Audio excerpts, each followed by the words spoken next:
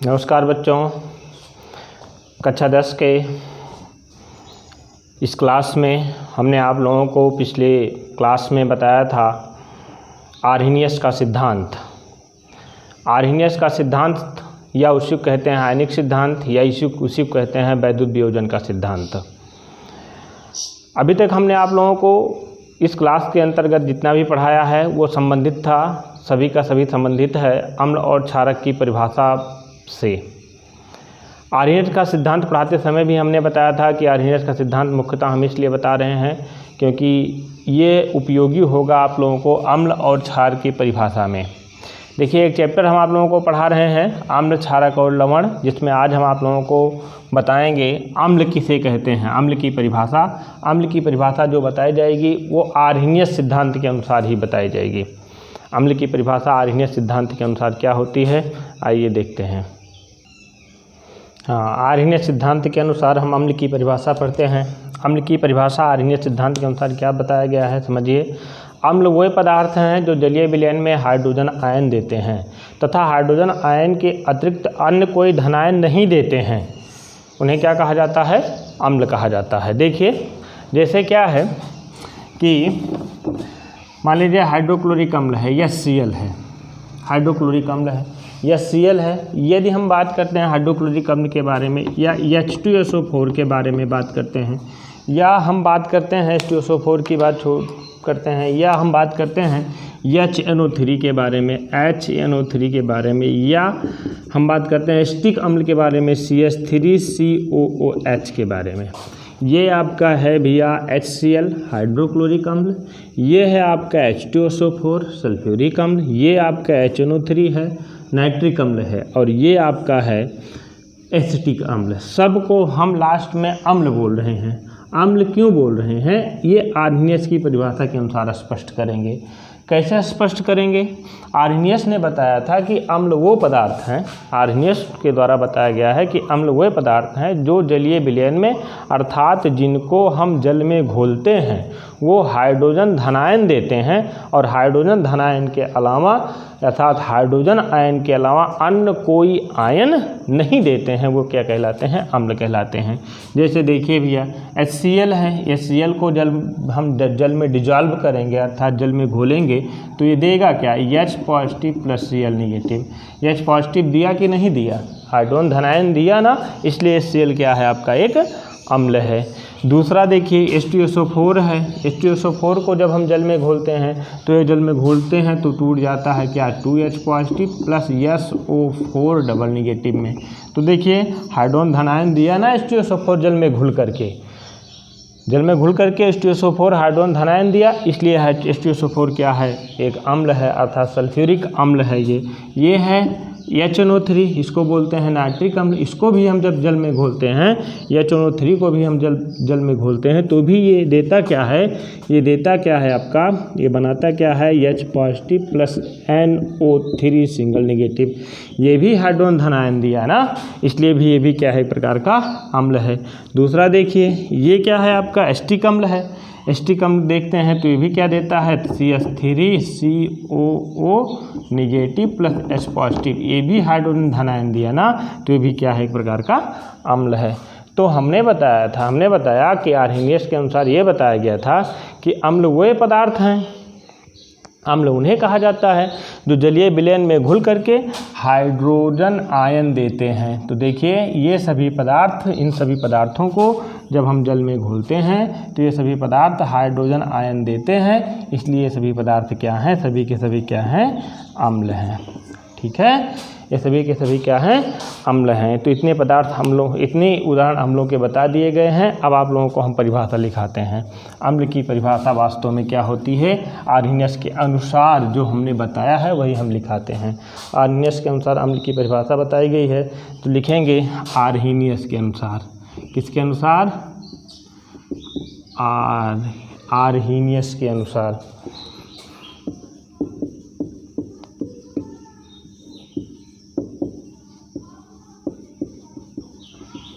के अनुसार, आर्हीनियस के अनुसार क्या बताया गया है कि अम्ल वे पदार्थ हैं,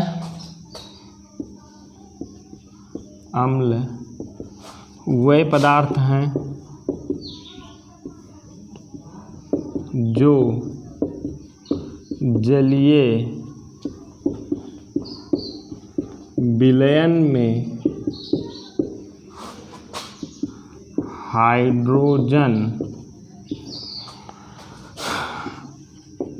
आयन बोले तो H पॉजिटिव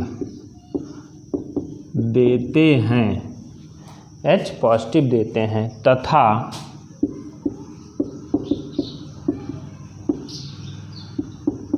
हाइड्रोजन आयन के अतिरिक्त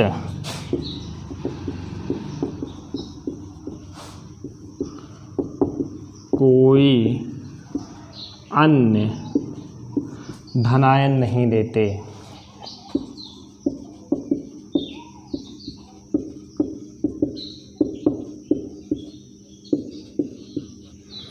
तो आर्हेनियस के अनुसार क्या बताया गया कि अम्ल वे पदार्थ हैं जो जलीय विलयन में अर्थात जिनको हम जल में घोलते हैं तो वे हाइड्रोजन आयन देते हैं। हाइड्रोजन आयन के अलावा अन्य कोई आयन नहीं देते हैं, वे क्या कहलाते हैं? अम्ल कहलाते हैं। जैसे एग्जाम्पल हमने भी कई बताया था आप लोगों को, HCl हाइड्रोक्लोरिक अम्ल है, इसको हम जब जल में घोलते हैं तो देता है H पॉजिटिव Cl नेगेटिव। ठीक है।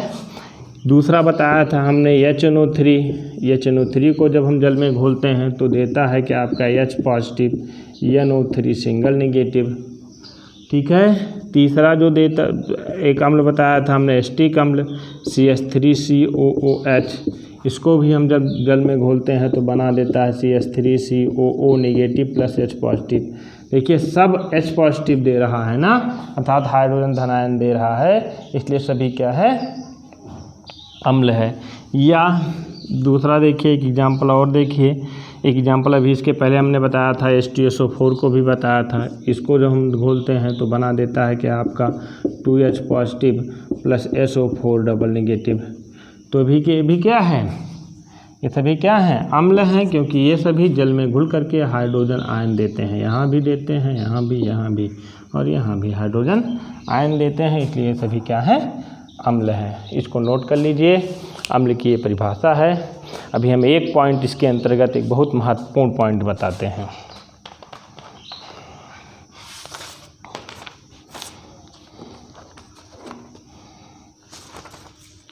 इसको नोट करिए।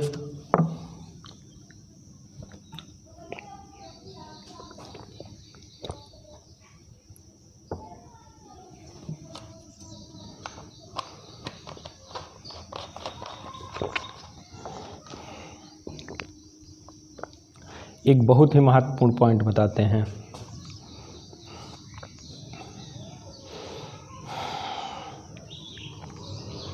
नोट कर लीजिए इसको।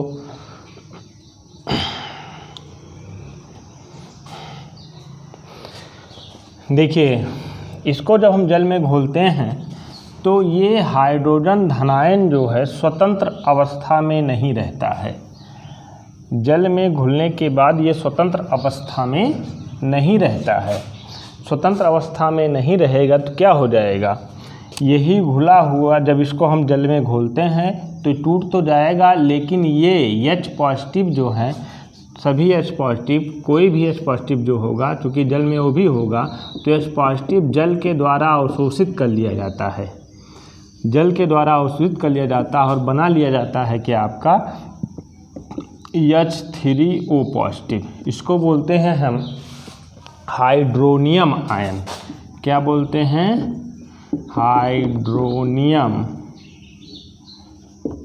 आयन। क्या बोला जाता है? हाइड्रोनियम आयन बोला जाता है।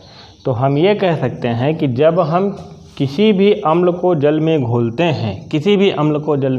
हैं, तो हाइड्रोजन आयन देता है। यही हाइड्रोजन आयन जल द्वारा अवशोषित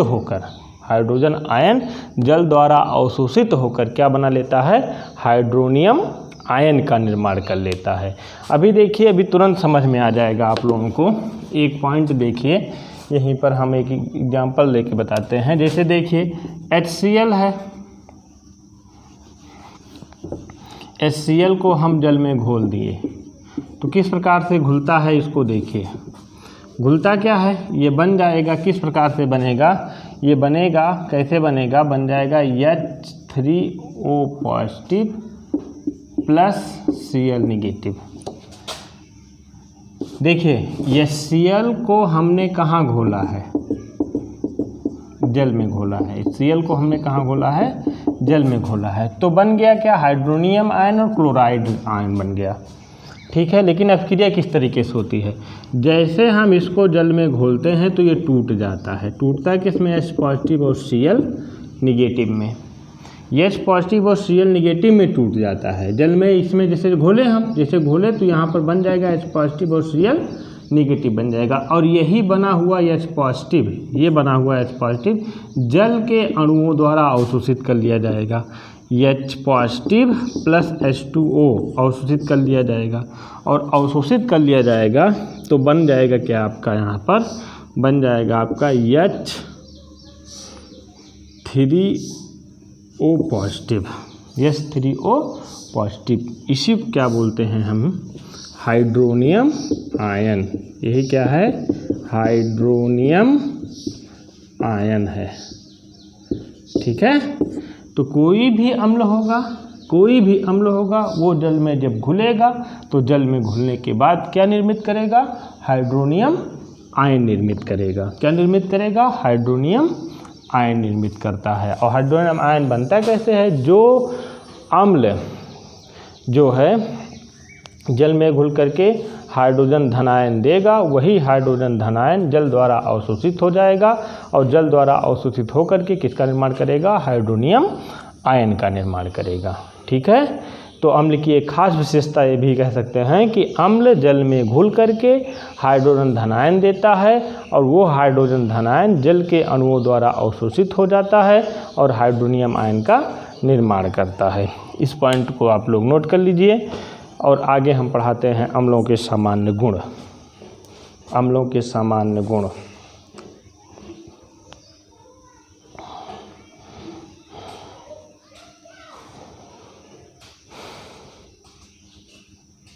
नोट कर लीजिए इसको।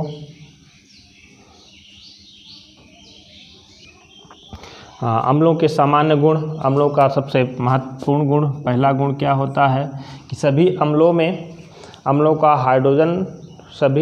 का हाइड्रोजन एक आवश्यक अवयव होता है। तो लिखेंगे यहाँ पर हम, सभी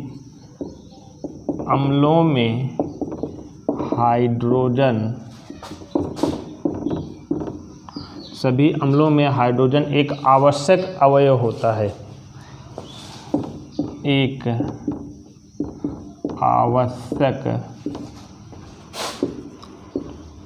एक आवश्यक अवयव होता है।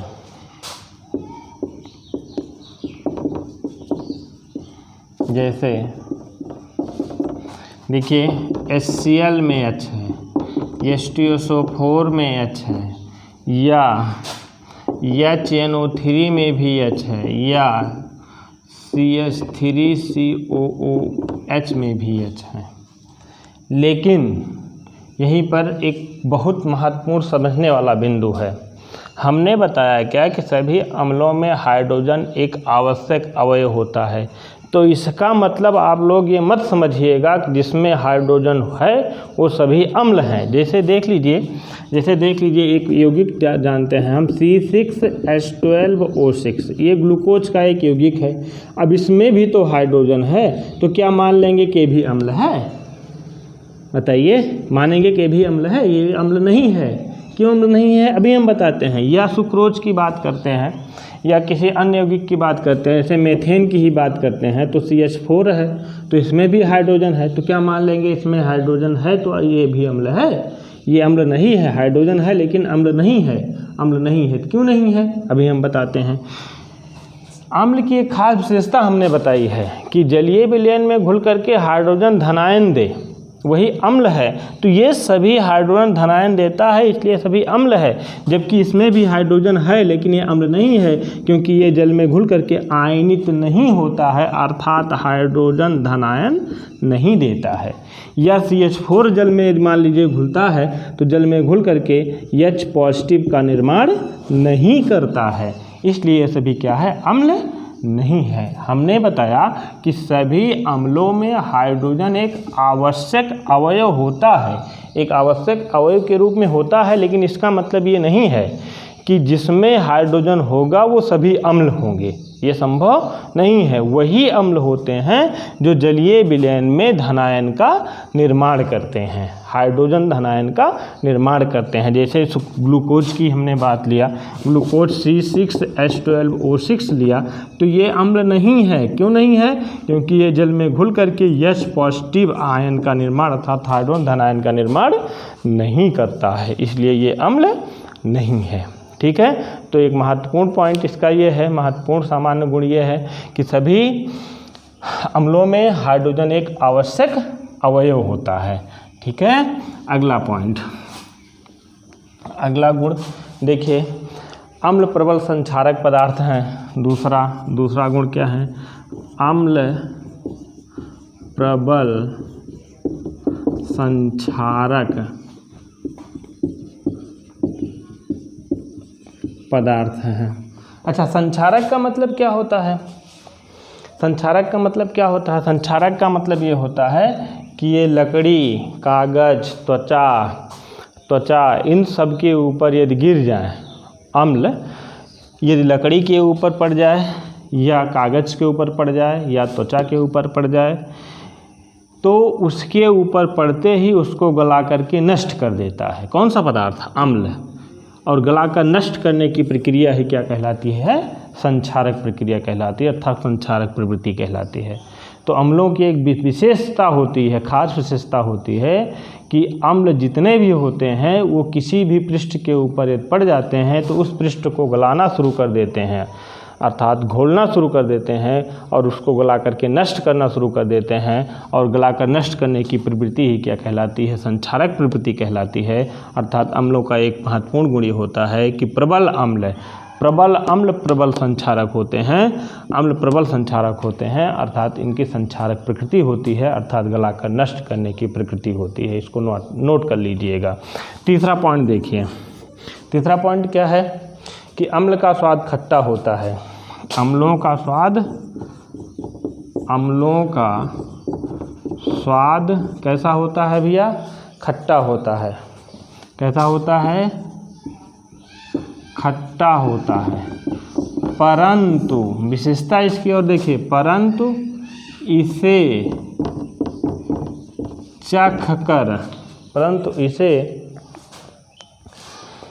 चख कर नहीं देखना चाहिए, नहीं देखना चाहिए। क्यों नहीं देखना चाहिए? अम्लों का स्वाद खट्टा होता है, परंतु कभी भी इसे जीभ द्वारा चखना नहीं चाहिए, परंतु इसे कभी भी चखना नहीं चाहिए। क्यों नहीं चखना चाहिए? क्योंकि ये संक्षारक प्रकृति का होता है। यदि आप लोग जीभ से इसको चखेंगे तो आपकी जीभ को भी ये गलाकर नष्ट कर देगा, गला देगा। इसलिए कभी भी इसको विशेष ध्यान रखोगे कि कभी भी इसे हमें जीभ के द्वारा चखना नहीं चाहिए। इतना जानना चाहिए आप लोगों को कि अम्ल स्वाद में खट्टे होते हैं, इसे हमें चख कर नहीं टेस्ट करना है, चख कर नहीं देखना है। चख कर नहीं टेस्ट करने का कारण यही है क्योंकि हमारे जीभ को ये गला सकता है। तीसरा और चौथा पॉइंट क्या होता है कि अम्ल जल में विलीय होते हैं। बहुत इंपॉर्टेंट पॉइंट है भी, इसमें एक पॉइंट और बताएंगे हम। अम्ल जल में विलीय होते हैं। क्या होते हैं? अम्ल जल में विलीय होते हैं, परंतु यहीं पर हम बता दे रहे हैं, आप लोग लिख लीजिएगा इसको। परंतु कभी भी हमें प्रबल अम्ल को जल में, या हम कह सकते हैं कि परंतु कभी भी हमें जल में अम्ल डालते समय विशेष ध्यान रखना चाहिए कि कभी भी प्रबल अम्ल में हम जल नहीं डालते हैं, प्रबल अम्ल में जल नहीं डालते हैं। यहीं पर हम लिख लीजिए, जल में विलय होते हैं, परंतु या नोट कर लीजिए कि परंतु कभी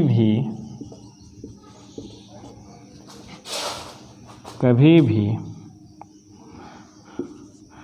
प्रबल अम्ल में जल नहीं डालते हैं, क्योंकि नहीं डालते हैं, बल्कि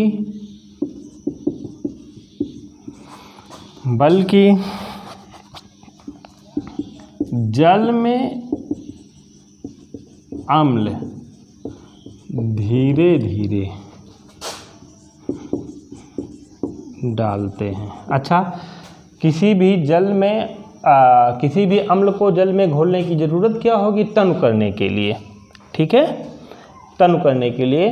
तो यहाँ पर लिख सकते हैं कि अम्ल जल में विलय होते हैं, परंतु कभी भी प्रबल अम्ल को तनु करने के लिए लिख सकते हैं कि अम्ल में जल नहीं डालते हैं, बल्कि जल में अम्ल धीरे धीरे डालते हैं। ऐसा क्यों करते हैं? क्योंकि देखिए भैया, जब कभी भी प्रबल अम्ल को जल में घोला जाता है तो ऊष्माक्षेपी अपक्रिया होती है। ऊष्माशोषी अपक्रिया, ऊष्माक्षेपी अपक्रिया आप लोगों ने पढ़ा ही होगा। ऊष्माक्षेपी अपक्रिया का मतलब ये होता है कि ऊष्मा बाहर निकलती है। अब जब हम अम्ल को जल में घोलते हैं तो ऊष्मा का उत्पादन होता है, ऊष्मा बाहर निकलती है, और जब प्रबल अम्ल होगा और उसमें जल की मात्रा डाल देंगे तो ऊष्मा बहुत तेज़ी से बाहर निकलती है, बहुत ज़्यादा ऊष्मा बाहर निकलती है। तो जिस पात्र में वो अम्ल भरा होगा उस पात्र को टूटने का अर्थात विस्फोट होने का भय रहता है। जैसे मान लीजिए यहाँ पर क्या है, मान लीजिए यहाँ पर आपका अम्ल है और अम्ल में यहाँ पर हम डाल दें क्या, H2O।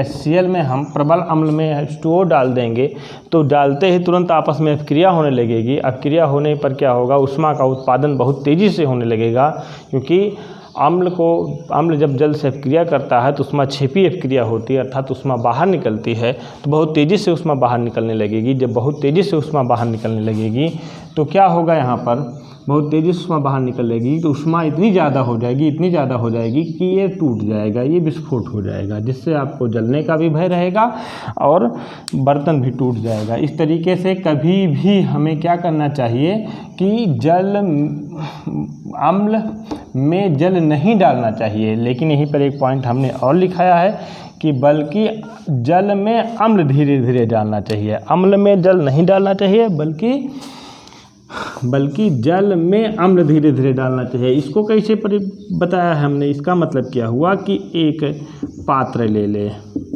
और इसमें भर लें क्या, हम H2O, और अब हमें यदि घोलने की आवश्यकता हुई, जल में अम्ल को घोलने की आवश्यकता हुई, तो पहले क्या करेंगे, ये अपने हाथ में अम्ल की बोतल ले लेंगे, अम्ल ले लेंगे और इसमें बूंद बूंद करके डालेंगे, क्या, अम्ल डाल देंगे और फिर छिप जाएंगे। ठीक है, इस तरीके से फिर कुछ समय बाद फिर 2-4 बूंद डालेंगे, 6 बूंद डालेंगे, फिर छुप जाएंगे।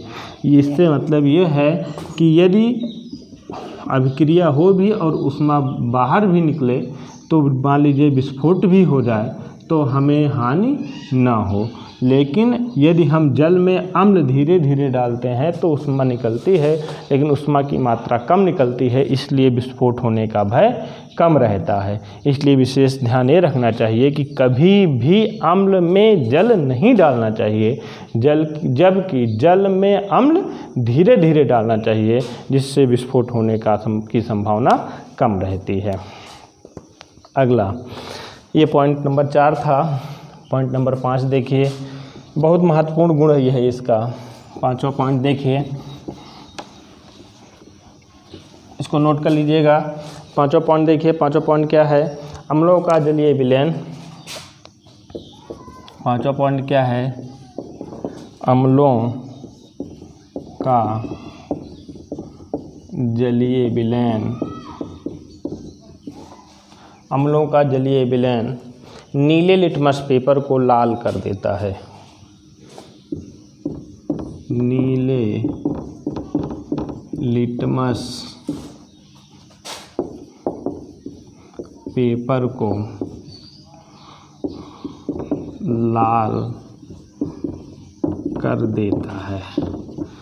तो महत्वपूर्ण पॉइंट ये भी है कि कोई नीला लिटमस पेपर होता है, लिटमस पेपर है, उस नीले लिटमस पेपर को क्या कर देता है, लाल कर देता है। ये तो था अम्लों के सामान्य गुण, अम्लों के सामान्य गुण था। अब हम आप लोगों को बताएंगे नेक्स्ट क्लास में अम्लों के रासायनिक गुण। तो एक बार इसका रिवीजन हम पुनः कर लेते हैं अम्लों के गुण के बारे में। तो पहला गुण क्या है, सभी अम्लों का हाइड्रोजन एक आवश्यक अवयव होता है।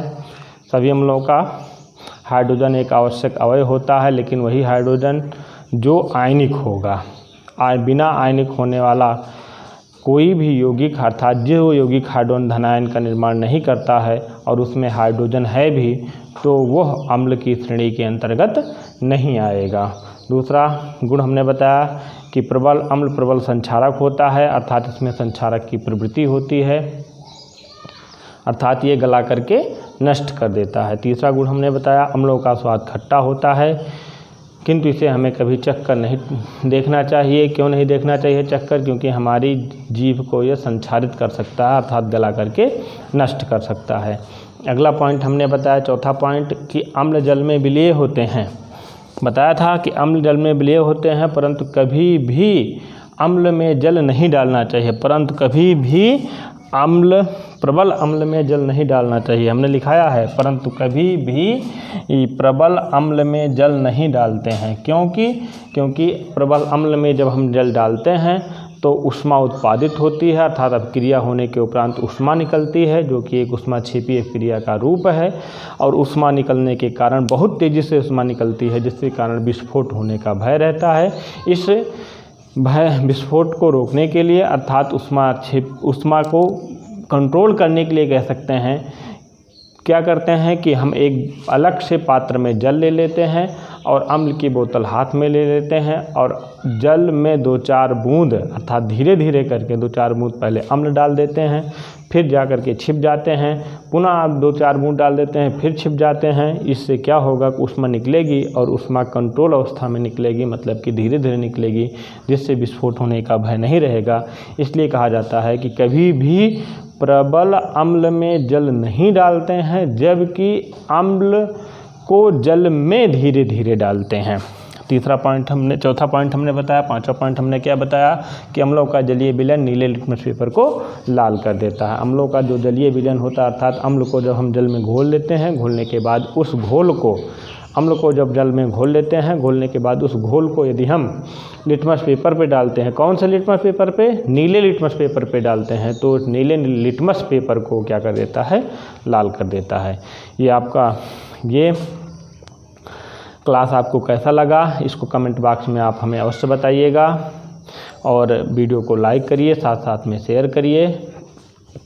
नेक्स्ट क्लास में, अर्थात दूसरे क्लास में, हम आप लोगों को अम्लों के रासायनिक गुण के पर चर्चा करेंगे, अम्लों का रासायनिक गुण बताएंगे। धन्यवाद। जय हिंद, जय भारत।